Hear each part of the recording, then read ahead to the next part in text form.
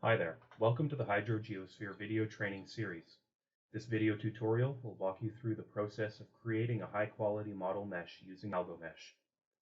When working with HydroGeoSphere, or really any modeling software, you always need to discretize the model domain in some way. Many groundwater and surface water models restrict the types of grids or meshes that can be used, but HydroGeoSphere is quite flexible. The HydroGeoSphere model is based on the control volume finite element method and supports a variety of grid types. The subsurface domain is typically represented using hexahedral 8-node blocks or using triangular 6-node prisms. The surface domain is constructed using 3 or 4-node plate elements. These plate elements are also used to represent the fracture domain in the subsurface. And finally, other model features like wells, sewers, canals, or tile drains are represented by linear 2-node segments.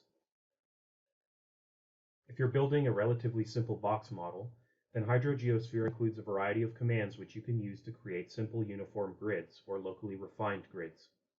The generate uniform blocks or prisms commands allow you to create the simplest of grids with uniformly sized model elements, whereas the generate variable or grade XYZ commands allow you to create locally refined grids like the one shown here.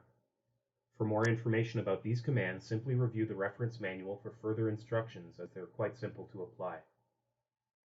For most applications of HydroGeoSphere, you will want to consider using a triangular mesh. Triangular meshes offer many benefits, the most important of which is that they easily conform to real-world boundaries which rarely follow straight lines. There are many applications out there that allow you to create triangular meshes, but we at Aquanti believe that the very best mesh generation tool to use alongside HydroGeoSphere is AlgoMesh version 2, developed by HydroAlgorithmics. AlgoMesh is fully integrated with HydroGeoSphere, allowing you to export the model mesh in a HydroGeoSphere-friendly format. You can also export chosen nodes and elements files, known as nchos and echos files, directly from AlgoMesh for use in your HydroGeoSphere grok file. AlgoMesh makes it easy to generate your mesh based on typical point, polyline, and polygon shapefiles, and it has a fantastic mesh generating algorithm that allows you to run faster models without sacrificing accuracy. In this video, I will walk through a quick exercise on mesh generation using AlgoMesh, based on a tutorial which is available on the HydroGeoSphere user community. During this tutorial, we will see how to build a mesh based on polygon and polyline shapefiles. We'll review some of the basic mesh refinement and optimization tools available in AlgoMesh, and finally, we'll see how to export 2D meshes for use in your HydroGeoSphere model. There are only 4 input files for this tutorial.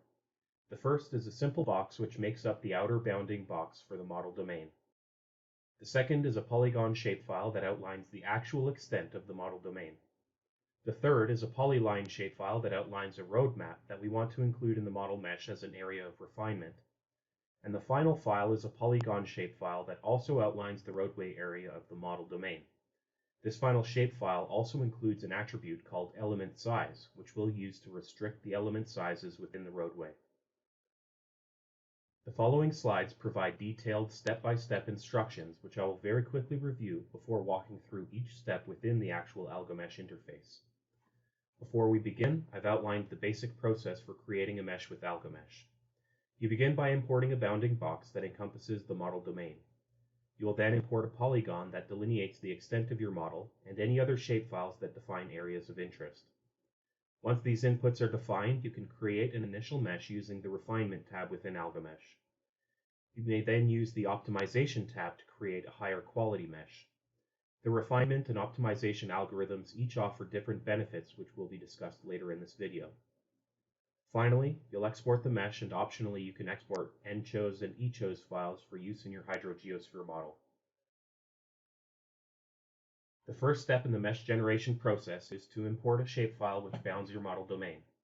This boundary object will tell AlgoMesh the area in which the mesh generating algorithms should operate. Next, we'll import polygon shapefiles that outline our actual desired model extents. The next step is to deactivate the area outside the desired model domain. At this point, the triangles outside the model domain should turn gray, indicating that they are excluded from the mesh generating algorithm. The next step is to import any shapefiles defining areas of interest. Once the road polyline is imported, I will also demonstrate how to update the spline set properties to specify the size of elements attached to this input file. The next step is to specify settings in the Refinement tab, and then click the Refine Mesh button to generate an initial mesh using the refinement algorithm. We then move on to Mesh Optimization, which is done by activating the Optimization tab and clicking the Start Optimization button. There are many additional options for mesh refinement and optimization, such as the grading factor and optimization quality settings. For example, here we see the results of mesh optimization using two different grading factors. We'll discuss some of these options briefly later in this video. Another mesh refinement option that this tutorial displays is how to apply an element size restriction to areas within a selected polygon. At this stage, we'll import the final input polygon, which includes an element size attribute, which we'll use to specify the size of elements within the road polygon. To do this, we'll import the polygon as a property polygon set as opposed to a spline set.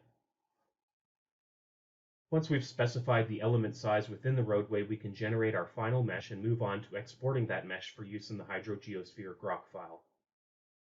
If you follow along closely with the instructions in the tutorial file, your final mesh should look very similar to the one shown here. AlgoMesh is also very helpful for creating chosen elements and chosen nodes files for use in HydroGeoSphere. Whenever you assign property values or boundary conditions in HydroGeoSphere, you will first need to select the appropriate elements or nodes. While HydroGeoSphere includes many commands for making node and element selections, these commands are primarily designed for simpler grids. For more complex models with real-world inputs like the roadway shown here, it's typically easier to create files which identify the nodes or elements that need to be selected. AlgoMesh makes this very easy to do by allowing you to export selected nodes or elements directly to the nChos and eChos files, which can be referenced in your grok file. Two methods are shown in this tutorial for exporting nChos and eChos files. The first option is to select the desired nodes or elements directly using your cursor and to export them using the Select menu. By holding the Control button, you can select or deselect as many nodes or elements as required. The second option is to right-click available shapefile data and use the Select options to select nodes or elements contained by or found along the edge of various shapefiles. In the example shown here, the elements within the Ranch Road polygon file have been selected. Before we review this tutorial in action, I'd like to point out that you can download instructions and input files for this exercise on the HydroGeoSphere user community. If you aren't a member yet, just visit community.quanti.com and register to access tutorials, post questions, and review hundreds of posts by HydroGeoSphere users from around the world. To begin the mesh generation, we'll of course need to launch AlgoMesh. Here we see the main AlgoMesh interface, which includes three major sections. On the left side, we have a list of the available data types and data objects which are used for the mesh generation. Since this is a new project, this menu is empty at this time. In the middle, we have a viewer window which will display active data objects in the mesh as it's generated. And on the right, we have the Refinement and Optimization tabs, which allow us to specify various parameters for the mesh generation and optimization algorithms.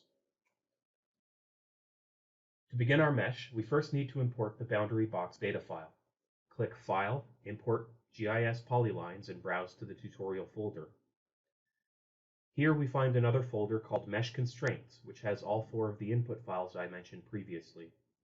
Select Boundary Box and click Open to import it to AlgoMesh. This boundary box file is a simple text file which contains the coordinates of the four corners of the rectangle shown here.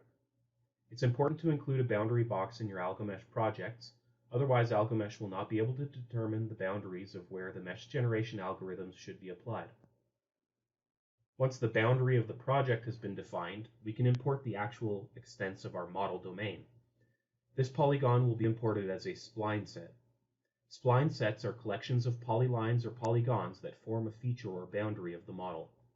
To import, simply right-click Spline Sets and select Import GIS Polylines as splines.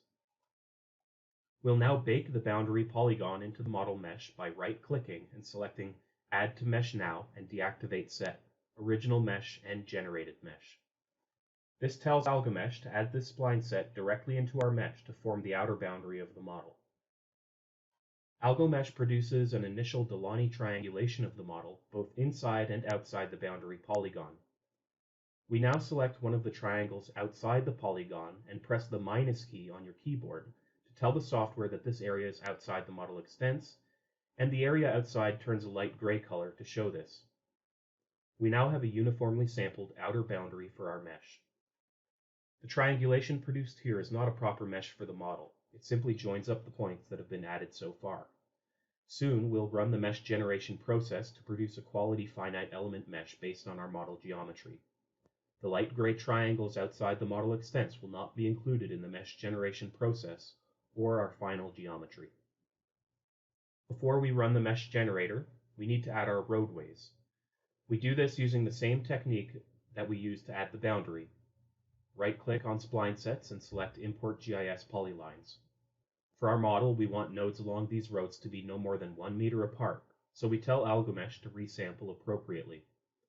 Right-click the imported spline set and select Set Properties for all splines in set.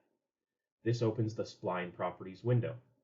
We can now specify the edge length for this spline set to 1 meter by updating the edge length at start and the edge length at end fields and pressing Enter. AlgoMesh allows each polyline or polygon to be sampled linearly, which is the case for the spline sets in this tutorial. You can also sample polylines and polygons as cubic spline curves. The Apply Properties to Spline Set window offers various parameters for determining the spline type and controlling the spacing of finite element nodes along them. Once the spacing of the nodes along the roadways has been updated by clicking the Apply to All in Set button, we can close the Spline Properties window. We're now ready to start the mesh generation process. AlgoMesh includes two different algorithms for generating meshes, Refinement and Optimization. The Refinement approach is a very fast algorithm that generates reasonable but not great meshes. We'll start by creating an initial mesh using the Refinement algorithm. Before we click the Refine Mesh button, which will initiate the algorithm, we'll specify a max edge length of 15 meters. We'll also specify a minimum angle for all angles within the mesh. When I click Refine Mesh, we'll see that the algorithm initiates, and after a few moments we have an initial mesh that we can now improve on using the optimization algorithm. The optimization approach is a multi-level variational algorithm which is slower than refinement, but which tends to produce elements of much higher quality. One characteristic of the optimization approach is that it tends to produce high-quality triangles with close to 60-degree angles in most areas, but it does not provide any strict guarantees on the angles and may sometimes produce a small number of thinner triangles near the boundaries. The refinement approach, on the other hand, does not do as well in global element quality, but can guarantee a desired minimum angle of up to around 30 degrees. To get the best results in AlgoMesh, we make use of both algorithms. The optimization approach offers many settings to customize the mesh generation process, but the default values are usually quite reasonable. For our purposes, we review just 3 settings. The first is the distance grading factor. This number defines how rapidly element size changes between the elements at the boundaries and linear features in the model and the open areas of the model. A higher value here produces a more rapid grading in element size, reducing the number of nodes in the mesh compared to the default. A lower value would produce a much smoother grading between small and large elements, but would result in a higher node count in the final mesh. For now, we'll leave the grading factor at the default value of 0.4. The second setting to review is the global maximum edge length. This constrains the maximum node-to-node length in the final mesh, which will put an upper limit on the element size in the open areas of our model. For our mesh, we'll set this value to 15 meters. The final important setting is the optimization quality preset. Lower values here would produce a mesh with a somewhat higher node count and possibly more elements of poorer quality, but would speed up the mesh generation process considerably. Changing this setting allows a trade-off between the time taken to generate the mesh and the resulting mesh quality. You can usually begin your mesh optimization using a lower quality preset, and when you're coming close to a finished product, try again with a higher quality preset. Let's test the impact of these settings. First, let's try a low-quality mesh with a distance grading of 0.4. Click the Start Optimization button to generate the mesh, and it should be finished in just a few moments. If we then increase the distance grading factor to a higher value, of let's say 4, we can see that the mesh transitions much more rapidly from small triangles near our boundaries to larger triangles in the open areas. Let's put the distance grading back to the default value of 0.4, and we can test the impact of the quality presets. With a low quality preset and a distance grading of 0.4, we get a result after only a few seconds, and our mesh has just over 16,000 triangles. With a higher quality preset of 4, we can see that the algorithm takes much longer to finish, but the total number of triangles in the mesh is now less than 12,000. You can spend some time experimenting with the different optimization settings on your own. And if you're interested in reviewing the mesh quality, you can access the Mesh Quality Metrics window from the Mesh menu. This window includes 4 different mesh quality metrics for you to review. Also note that you can activate or deactivate any objects in the active view using the View menu. For example, you may want to deactivate the current splines and constrained edges to more easily view the triangular mesh. In some cases, you may have areas of interest in your model that require additional refinement. In that case, you can import a property polygon set. In this example, we'll import the Ranch Road element size polygon, and then we'll set the L size or element size attribute to a mesh variable.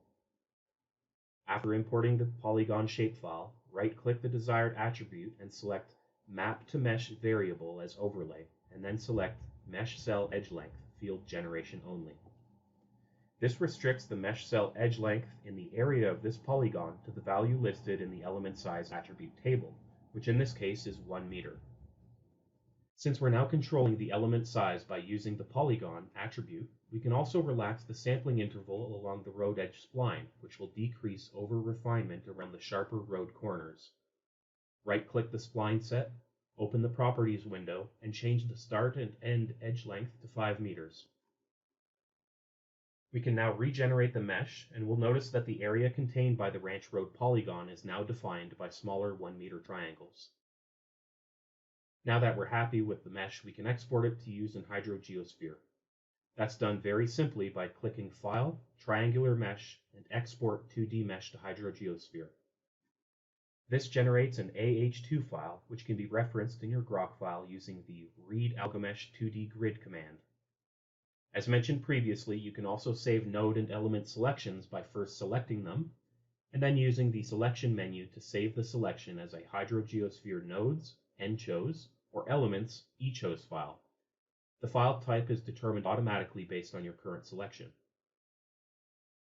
Another option is to right-click any data objects to facilitate node or element selections. For example, if I right-click the Ranch Road element size polygon, I can easily select all nodes within that polygon. And again, I can export them from the Select menu. I hope you found this tutorial informative. To learn more about AlgoMesh, please visit the HydroAlgorithmics website. You can also run through this exercise yourself by visiting the HydroGeoSphere user community and downloading the tutorial. For more information about HydroGeoSphere, visit aquantia.com. Links for all of these resources are included in the description below. Thanks for watching, and stay tuned for more HydroGeoSphere training videos.